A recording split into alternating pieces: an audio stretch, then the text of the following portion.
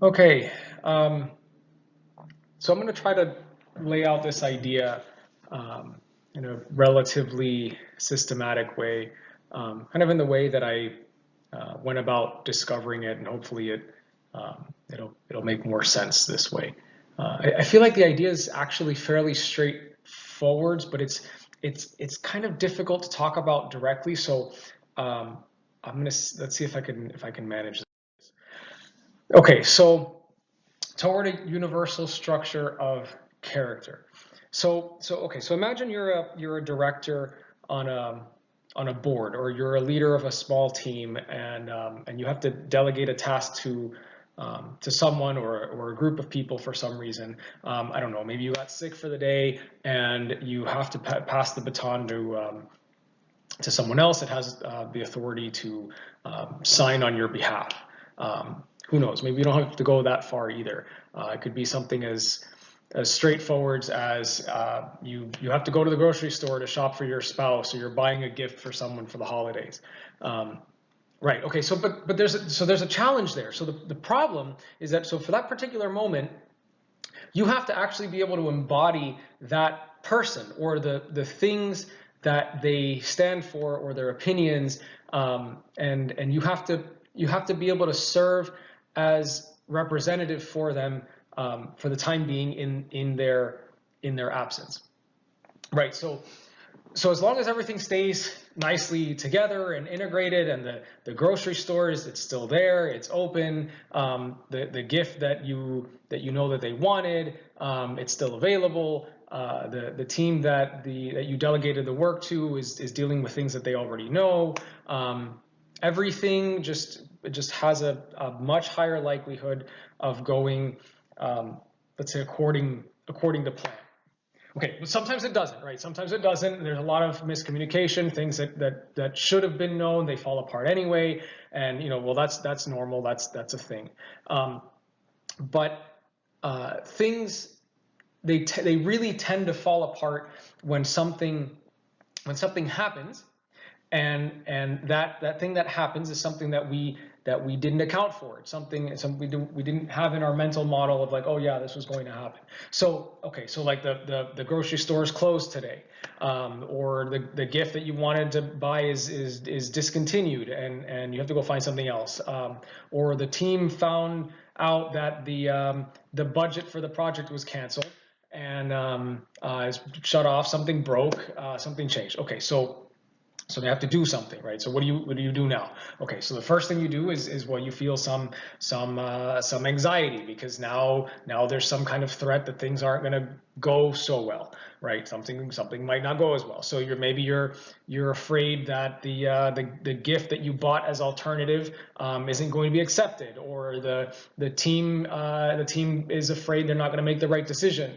Um, okay, so why? Right. So I feel like it has something to do with our um, inability to communicate the complete idea of what actually constitutes the entirety or the entire structure of the character of that person, or the company, or the set of values that you're trying to embody for that time.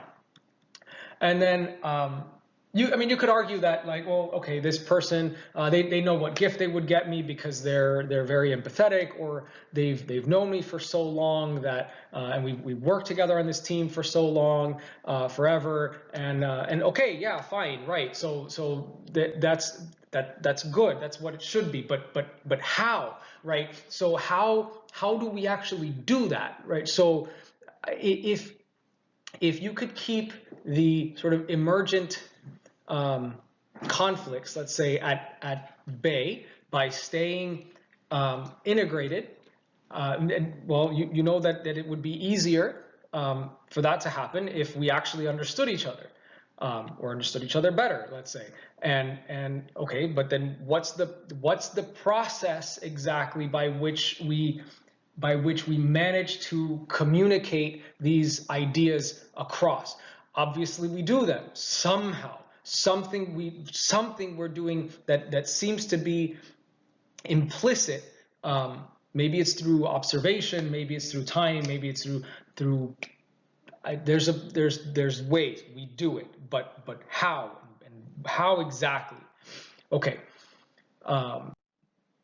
So that's the general idea and the motivation. So now what I'm going to do is I'm going to try to lay out the assumption set that I'm using based on the research to for how I'm looking at the reality of individual behavior and group behavior, and then seeing how that interacts with a variety of domains where this kind of situation is more relevant and applicable. Let's say, see if this works. There we go. So, okay, so here's an individual person. Let's say this is you. Okay, so now I'm gonna make the assumption that I can simplify your thought process into two primary components. So the first one is there's some kind of biologically predisposed nature. And some of this is going to show up as, let's say, individual personality. Some of it might show up as biological necessity.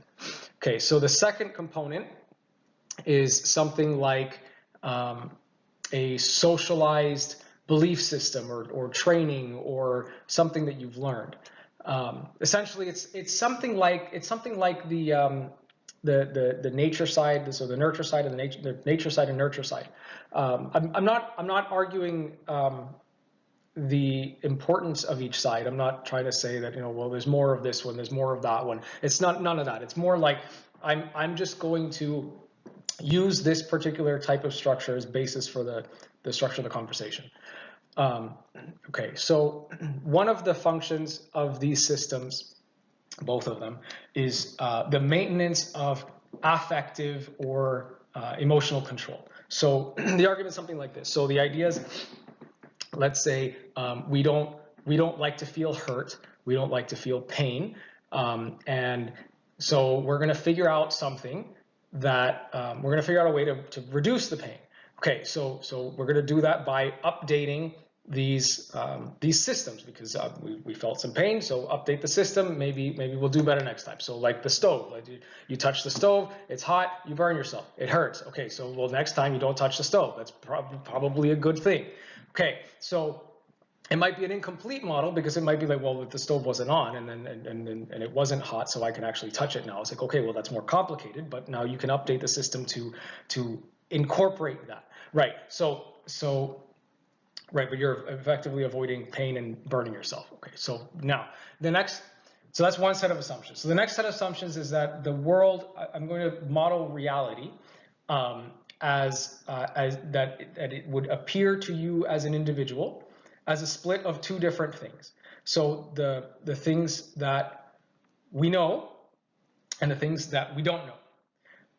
And the things that we know are things or events, or let's say more generally, the experiences whose nature we understand sufficiently to bring about the expected outcome given a particular behavioral set or process without affective dysregulation. So the example might be something like you have an uneventful drive between home and work. You have an idea of how that's going to go. You've driven it a million times. It's fairly routine, and it doesn't stress you out.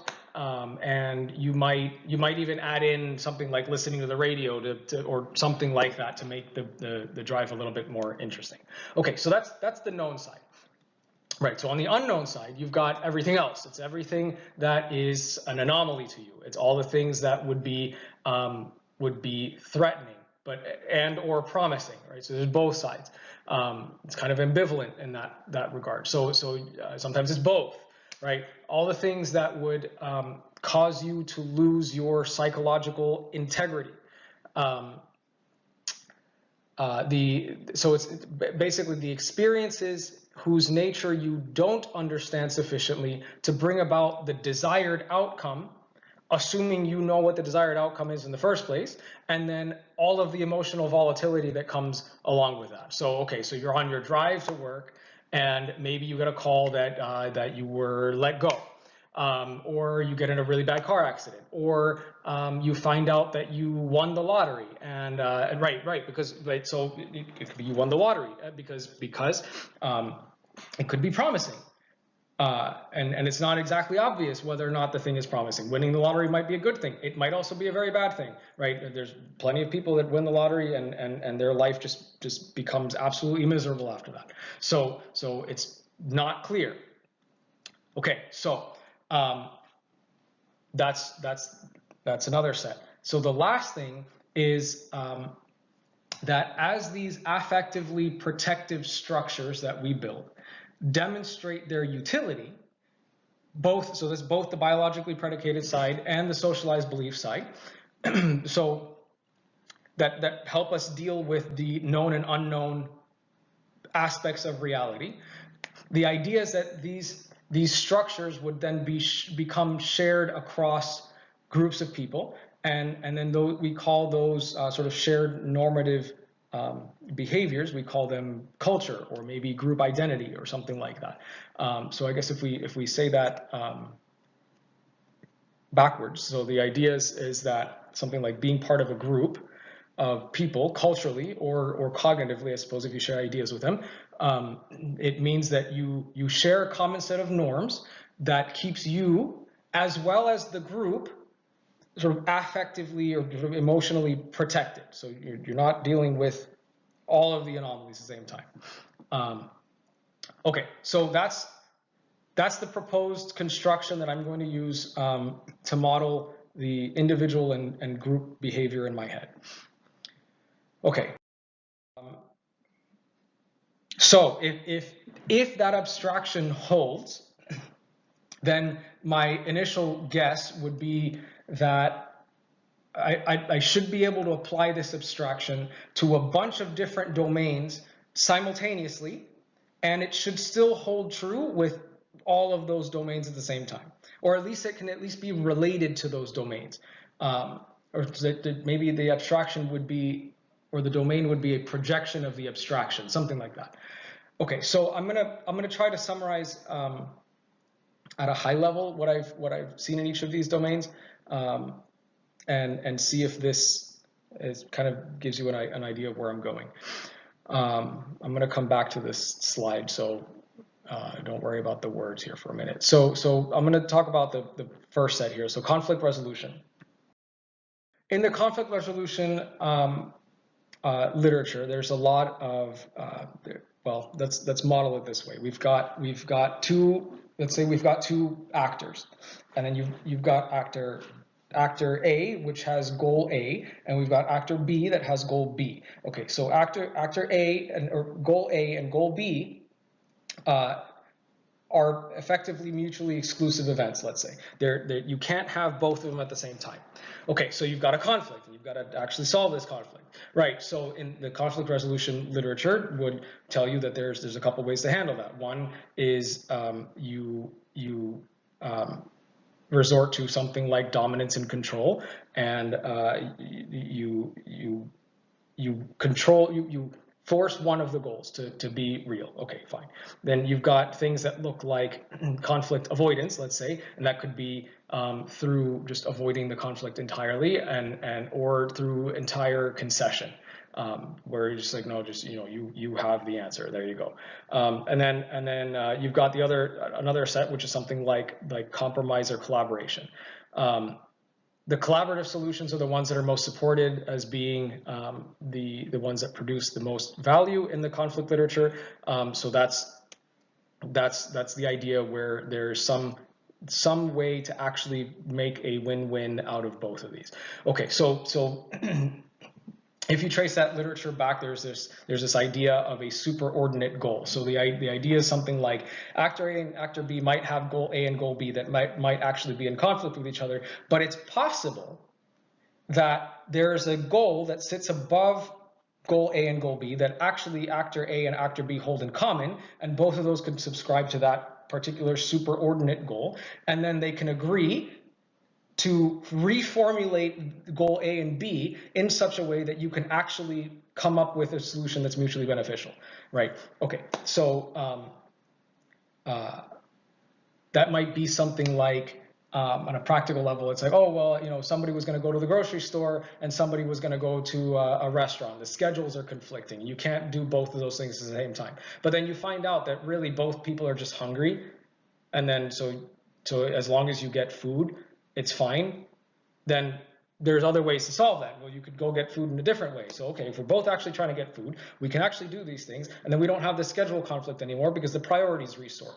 Okay, fine. So the thing is that there's something in this model that sits above the superordinate goal formulation. Something like the process by which superordinate goals are both generated and ranked. So, right, you could assume that you could have multiple superordinate goals, and those superordinate goals might have a relative priority with each other. And then you can also assume that it's not just actor A and actor B. You have actor A, B, C, D, and N, right? A multitude of actors with a multitude of conflicts that are all sitting in conflict with each other. You have a series of superordinate goals that sit above the mass, and then you have a series of processes by which you generate these sets of superordinate structures, and then figure out how you want to actually go about solving them. Okay, so right, so the idea is if we could communicate this higher order structure, maybe it would be easier to actually sort out what these goals are. So those higher order structures come from the individual actors, right? So it's the actors themselves. It's not like this philosophical idea that's sitting out in space. It's the actual actors, right? So the actors that generated actual goal A and the actor that generated actual goal B, they have those structures. They're the ones that contain those things. So then if we could communicate those structural ideas, it's possible that we wouldn't have generated goal A and goal B in conflict anyway. So I don't know, maybe that's a stretch, but I suppose it would be good if we could talk about those things. Okay, so the next piece. So effective leadership, I'm going to come back to organizational. Go there for a second. So in organizational values, the older literature on values talks about a lot of personal values. So you've got a lot of things from Schwartz, I think is his name. He develops a model, and it looks like a wheel, and then he's got a series of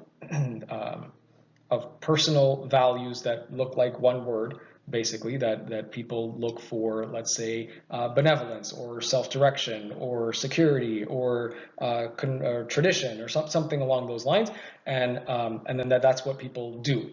Okay, so there's some older literature by Morris and some other work by Rogers that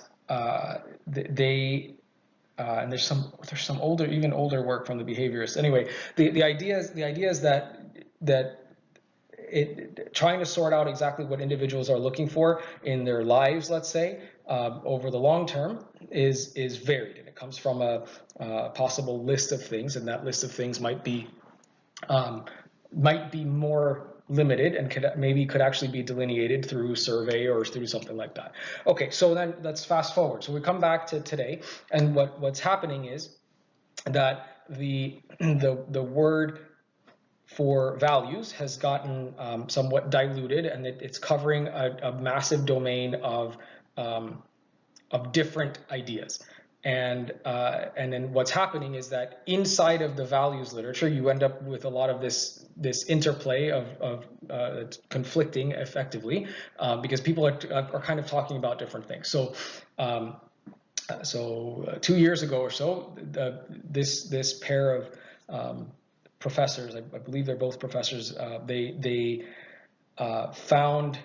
effectively tried to delineate what each of these categories of values are. Okay, so there's a series of them. So one of them is the espoused values, which is the things that you say that you want.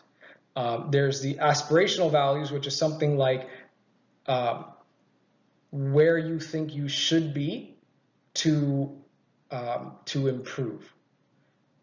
It's not necessarily the same as the espouse values. It could be different. Then there's the attributed values, which is something like the action or the values that describe the pattern of behaviors that have been taken in the past to get to where you are. So given this history, I'm going to attribute these values to what I've seen already.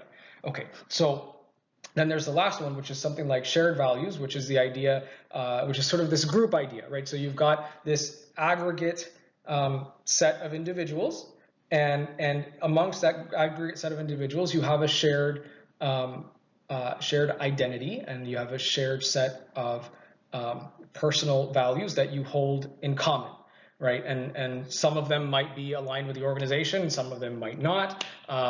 It's the way that the group understands their own behavior of themselves. So then you've got this disconnect, right? And from the leadership literature, you'd say, okay, well, I want to figure out a way to actually make these connections, make these things overlap together, because and you'll find also in the literature that as these things come closer together, you have something that looks more like an integrated group or an integrated person that behaves in a way that's entirely predictable, and it's also understood how it is that they go about dealing with things that they don't entirely know or don't entirely understand. So it's this internally self-consistent system of behaviors. Okay, so how we see this model play out is effectively this looks like a fractal problem of the same structure. So you've got the disconnects that start to show up because we don't understand the two components that make up the individual and the shared collective of the way that these values are produced. So if we could figure out this structure or how to talk about it, maybe we could actually figure out how the disconnects are being created. So it's sort of like it's both the process by which the value constructions are separated and also the process by which the value constructions are unified. It's both things at the same time. They seem to come from the same place. Okay, so that's the organizational value side.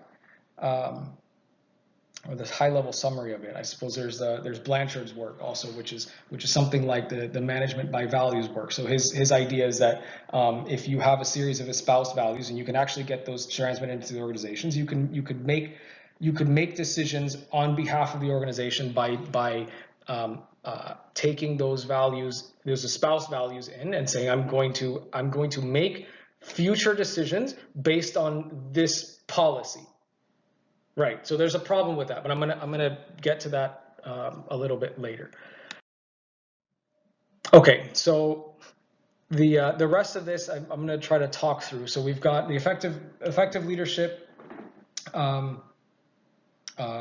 set of research, body of research, and that has some interesting things about it. So I'm going to combine that a little bit with the culture and group identity box here at the bottom. So there's a study that talks about the desired processes, the desired modes of being of each of leaders, right? So there's a massive survey, and you go around and you say, okay, I want to know what it is that makes a good leader. Okay, so what are those things? Well, so there's a list, there's a series of characteristics, and there's but that's not the interesting part. The interesting part about that list is that cross-culturally, there seems to be a lot of covariance between what's being selected in one culture versus what's being selected in a different one. So you've got this cross-cultural agreement to some level, right? So it's not perfect, but there's significant agreement between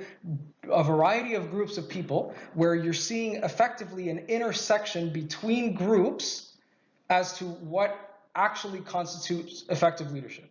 And you'll see that cross domain as well. So if you look, let's say, if effective leadership inside of let's say just inside the U.S.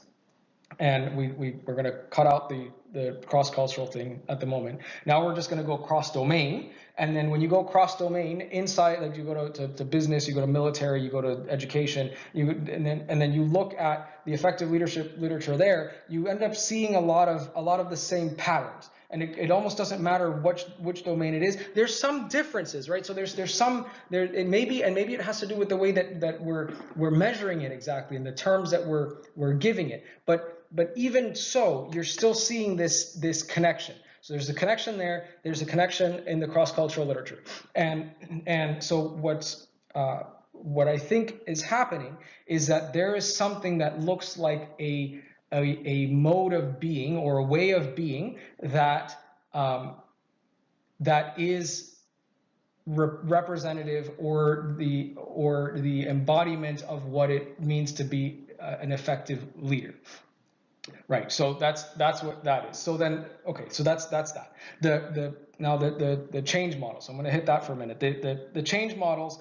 If you look at the abstraction of the literature for change models, there's a series of change models. All of them have their purpose. They seem to all be, let's say, purpose driven in a sense. But when you look at all of them in abstract, at a very basic, simple level, they have something in common. So the thing that they have in common is that they're dealing with unknown. They're dealing with known, so the known and the unknown. So the known is something like you've got the current state of whatever it is that you're doing, the current mode of being or current organizational state, and you have this future state. You have and the future state is desired over the present state. Okay, so there's a process by which you go from state A to state B. And that process is where you take your change model and you plug it in there and see how it fits. And then hopefully it takes you from point A to point B. And if it doesn't, then either you use the wrong change model or you don't know exactly, you didn't apply this correctly in the first place. So maybe you didn't follow through with the process exactly. Maybe you don't have the right process. Maybe you don't understand the current state. Maybe you don't understand where you're trying to go. But generally, it's a three-component part. You've got current, future, and process mediating between them. Okay, so that's good, because now effectively your change model has the components that would also make up the individual. So you think about the current state and the current known state, and you have the future relatively unknown state, but sort of projected and predicted. Then you put the individual in between, and the individual is the one that mediates between the unknown future and the known present, and then you try to sort that out. But it still uses the same structure to actually do that. So that's, so anyway, that's the abstraction of the change literature. Interpretive schema. So on that side, you've got, it's the idea that when you view reality through a lens, and that lens allows you to assign meaning and attributes to the things that you see. So let's say this is a bowl. So there's a bowl and there's a spoon. So it's like, okay, well the likelihood is that that the bowl is made for containing things, and then the spoon is probably used to feed me. Okay, so then this has meaning attached to it, right? But where does that meaning come from? It's not really that. If I look at it as an engineer objectively, it has a series of properties, but its utility and the way that I interpret it when I see it is not something that's like written on there as to how it's supposed to be. It's something that I've learned and something that I use to support my biological necessity of eating, and also then it serves these functions of things that I've learned and what might be more useful to me. And maybe I want to keep this bowl around. Maybe I have it in my cabinet, and that way I can keep using it. It's good for me. Okay, good. So the idea is that the interpretive schema that I'm using to define and create my current reality is dependent on the my biologically predisposed and biologically, let's say, biological necessity, and my socialized and learned behaviors that are affectively protective for me and my group. Okay, so that I think it's fair that it also applies there. Okay, so on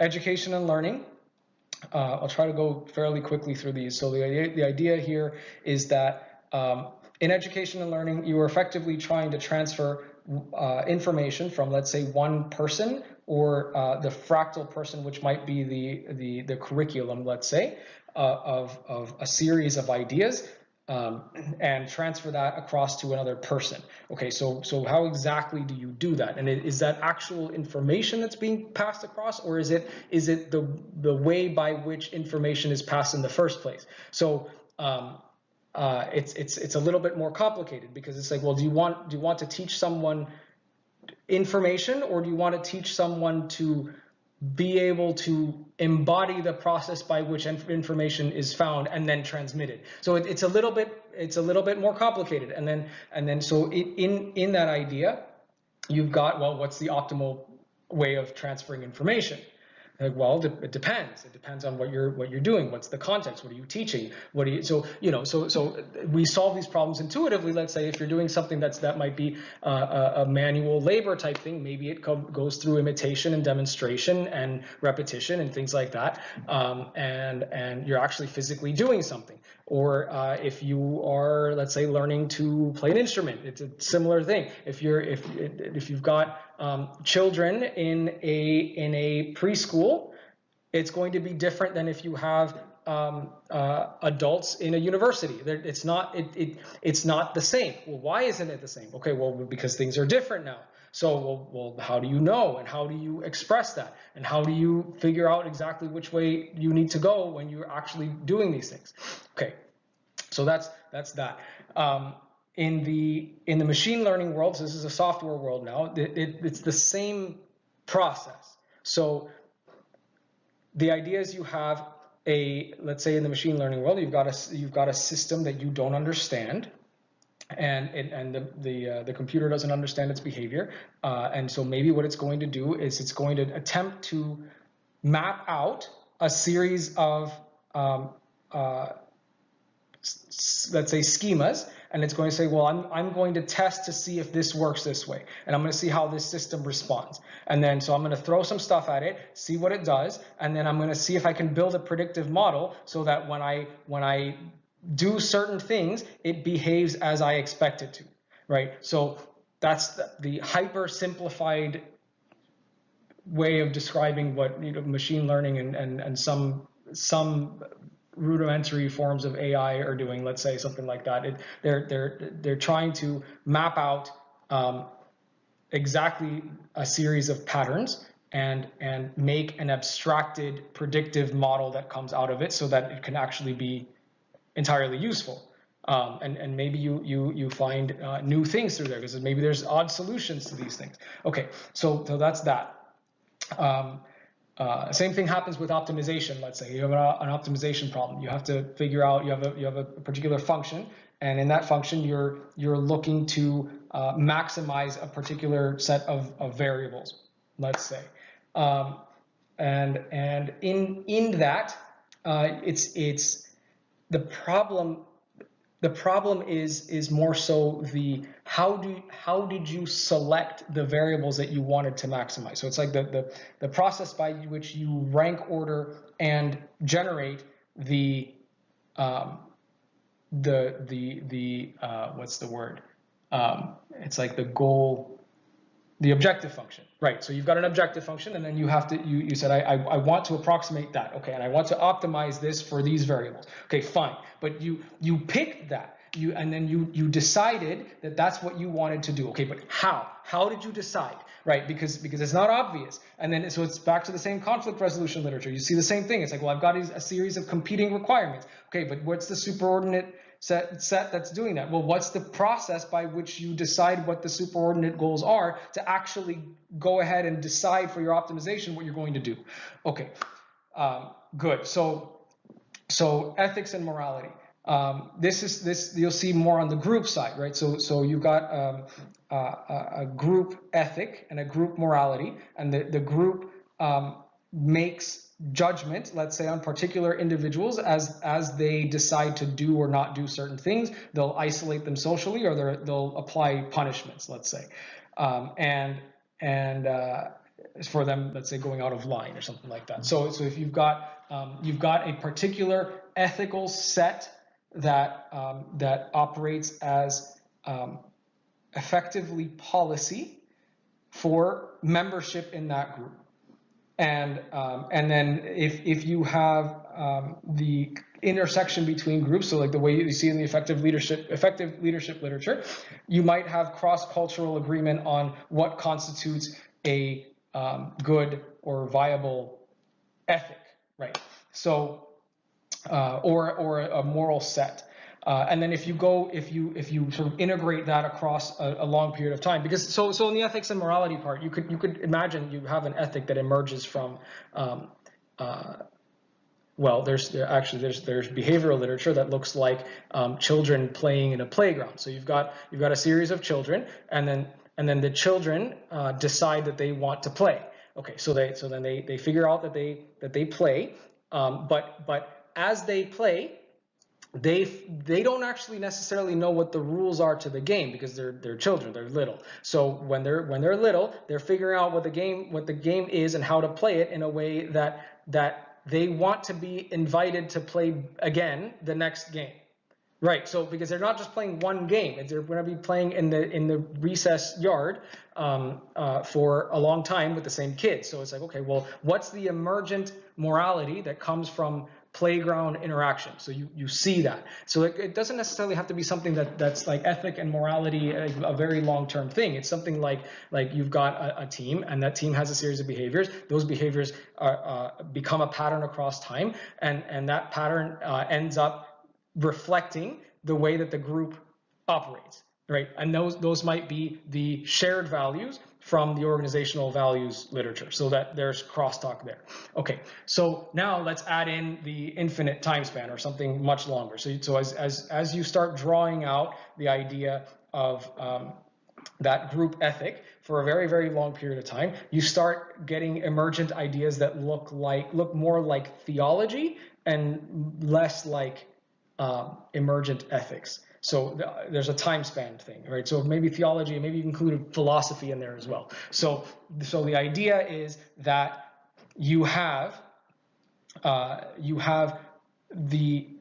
test and retest of all of the structures over time that were that yielded, let's say, I don't want to use the word success. It's something more like that was able to yield the expected outcome given a particular desired future, something like that. So then you see a series of lessons that come through the form of theology from a variety of avenues, and that might be it might be more Western, it might be more Eastern, it might be whatever. But the ideas are seem to be laid out somewhat there, at least in that form, which is rather complicated, because now you've got narrative descriptions, you've got dramatic descriptions, you've got artistic representations, you've got policy, you've got, there's a bunch of different representations that are coming out of that.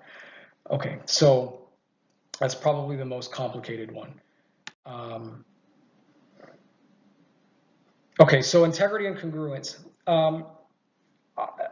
There's the values and challenges of maintaining integrity and intrapsychic congruence. Okay, so the idea here is similar to the organizational effectiveness literature. The idea is that if you can have agreement between the sets of values all the time, and nothing that you do yields an unexpected result, then your integrity is maintained, because because there was no anomaly. So as long as you're doing the things that you know how to do, and the things that are going to continue to produce the known results, you can stay congruent, because everything you said was going to happen actually happened, and everything that you expected to happen didn't create any negative emotional affect because it happened as you thought it was going to happen. So you maintain your integrity. So fine, that's that piece. So there's two ways of changing that. Let's say it's something like, let's use the stove example for a minute. So we've got the stove, and the stove was hot, and then you touched it because you didn't know you weren't supposed to touch it, and then you disintegrated, right? Your intrapsychic congruence and your integrity fell apart because you didn't exactly understand at what level of analysis you made the mistake. Okay, so maybe the mistake was just touching the stove, right? Okay, so then what you're doing is then you're reacting to the stove. You have your adverse event. You reacted to that, and then you rebuilt an idea. Say, okay, don't touch the stove, and then you reintegrate it into something that is more protective, right? So not touching the stove ever is more protective than touching the stove as you were before. But we know it's not complete, and we know that other idea might not be so great when you decide that you actually want to start cooking and you want to learn how to cook. You have to actually develop a more elaborate model that says, well, I don't want to touch the stove, particularly when it's hot, because that's not so great for me.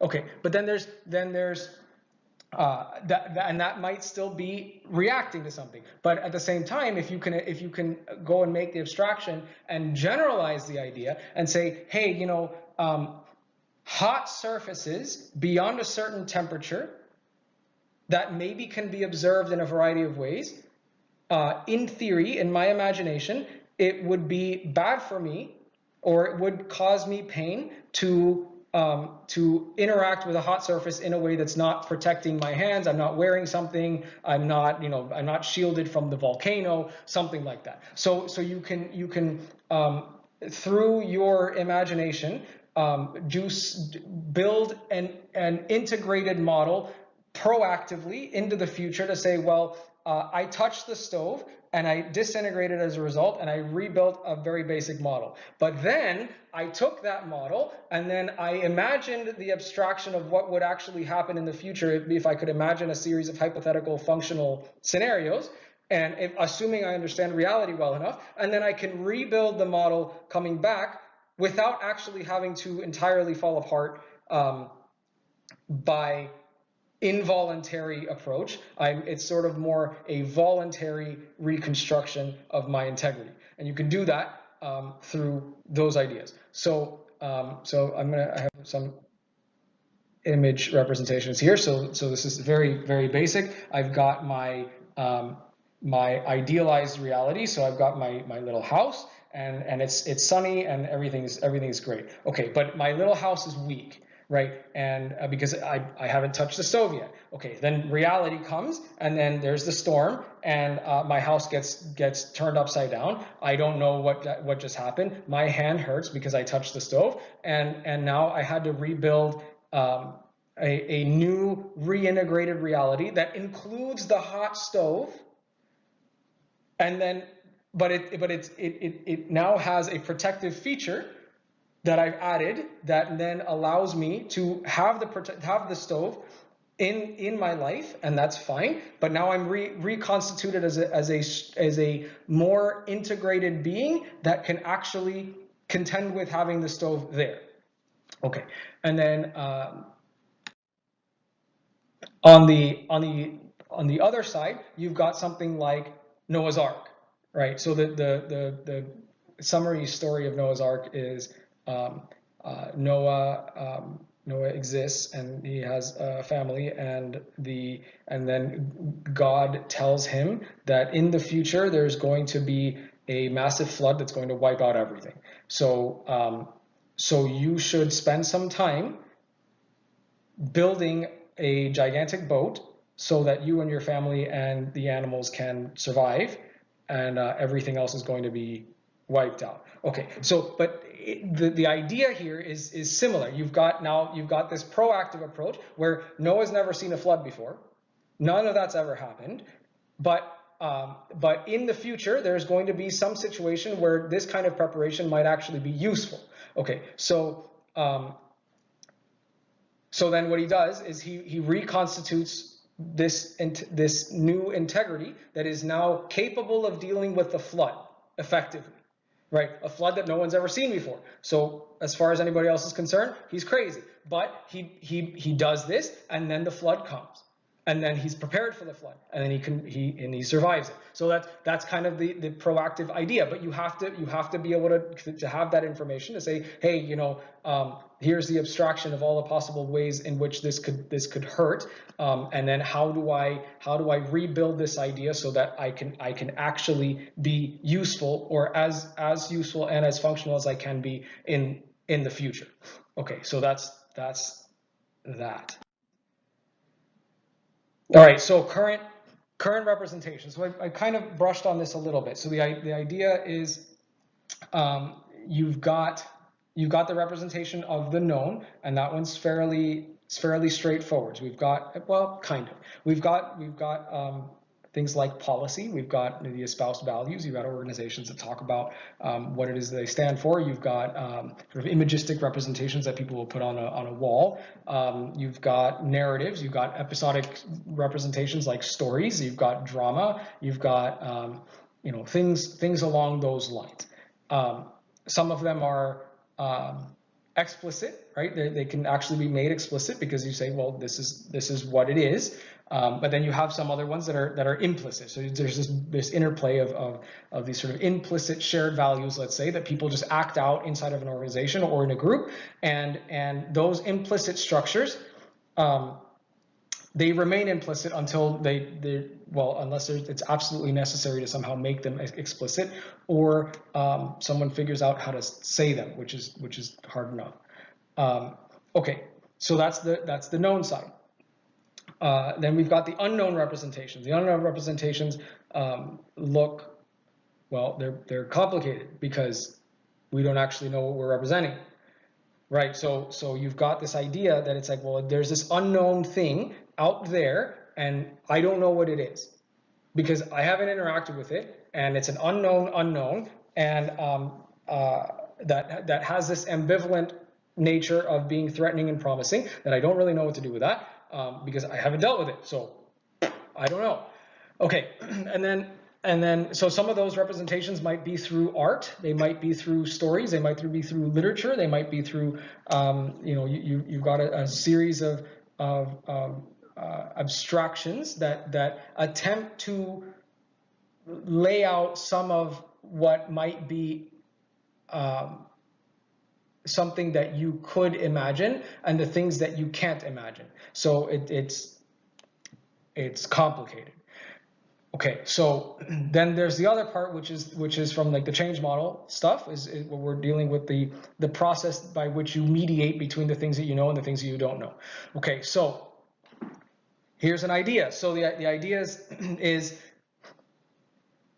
there are things that you know, and there's the world of things that you don't know. So you're in a house, there's a noise, and that noise, you don't actually know what it is, but you've heard noises before. So you're gonna leverage some of this, right? So all of a sudden it's like, well, the noise was a click. Okay, well, where have I heard clicks before? Are clicks? Can it be you know, something fell? It's like, well, no, if it fell, it was probably going to be louder. It was probably going to be a series of things. It wasn't just going to be a snap. Okay, well, so the click was fairly loud. Well, could it be someone knocking on something? Well, maybe, but so the idea is you're taking a series of known things and you're attempting to map out something that you don't know or don't understand immediately. Okay, so the idea is if your map hypothesis works, then you actually know how to interact with it. It's a, you know, do I have to leave my house running right now? Do I have to do I just go back to sleep?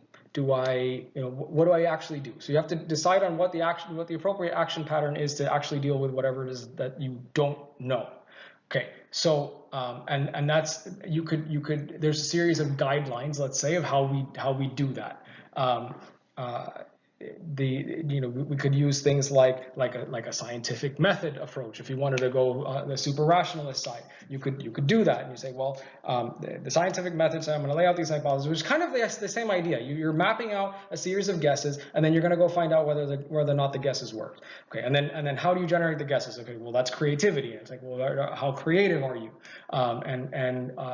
Or are you brave enough to be and curious enough to sort of go through and look for it? Maybe you're not curious at all. Maybe something clicked and whatever, it doesn't matter. But generally, if you have any sort of negative affect response, or maybe you're expecting some unknown thing to show up and you don't exactly know what it is. I suppose how do you expect something unknown if you don't know that it's coming? Well, maybe there is something that's known that is coming, but you don't know how bad that unknown thing is going to be. So there's an inherent threat that comes with it. Okay, so then right. So how do you map out exactly what that's going to be, and then how do you, like Noah, right, go and imagine what that scenario might be, actually figure out what the disconnect is between your current structure and reality is, figure out that delta, and then you reconstitute a model that's actually going to help you navigate that. Okay, so you've got your proactive integration, you've got your reactive generation on the bottom, where you had to fall apart in the process. Okay. So desire for unified theory. So we've sort of been going through this already. So the idea, I think it would be good if we could make the abstraction of all of these things, all of these ideas, and actually manage to communicate the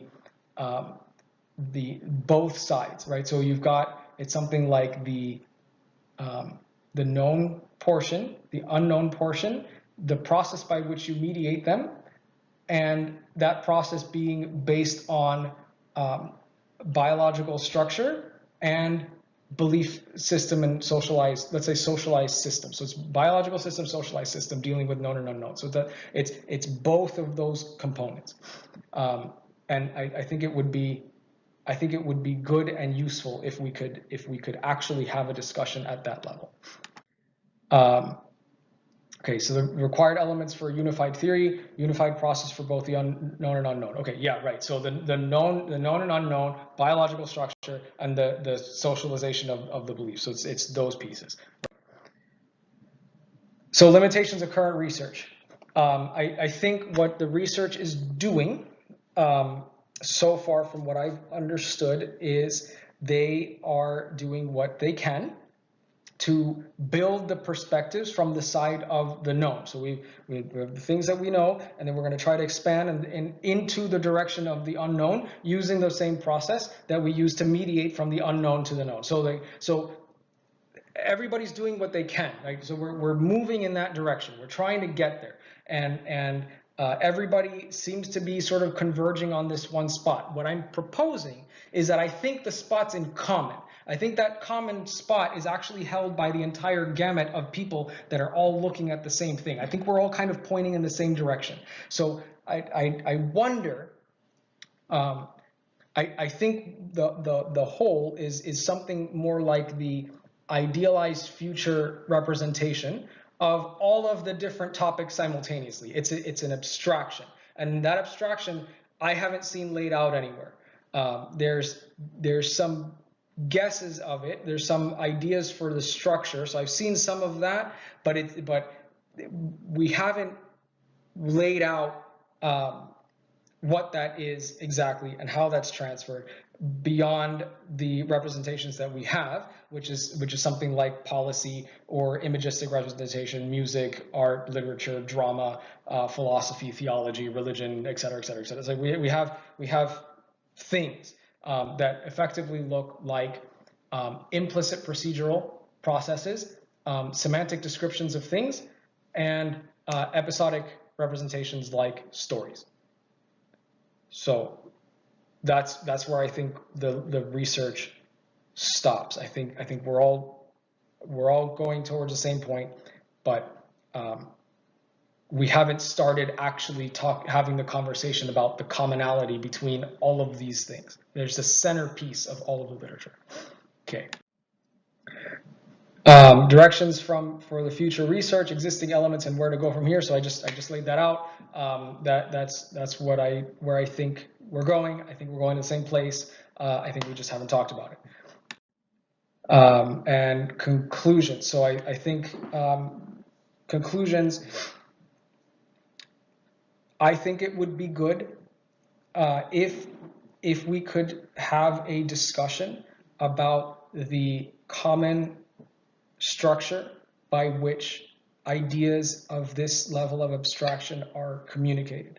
I think it would help to have a way to openly describe the stories and the policies that make us who we are as individuals and as groups. And if we could actually have a conversation about the underlying substructure that creates that identity, whether at an individual level or at a group level, I think that conversation could help support the resolution of other conversations that are being held through other individuals and other groups, and I think that would nicely coalesce in the middle and help us move forward. So that's the idea. Hopefully that makes sense. I know this is a little bit long, but that I think it's a complicated enough idea to express that I think it's justified. Okay, so that's it. Bye-bye.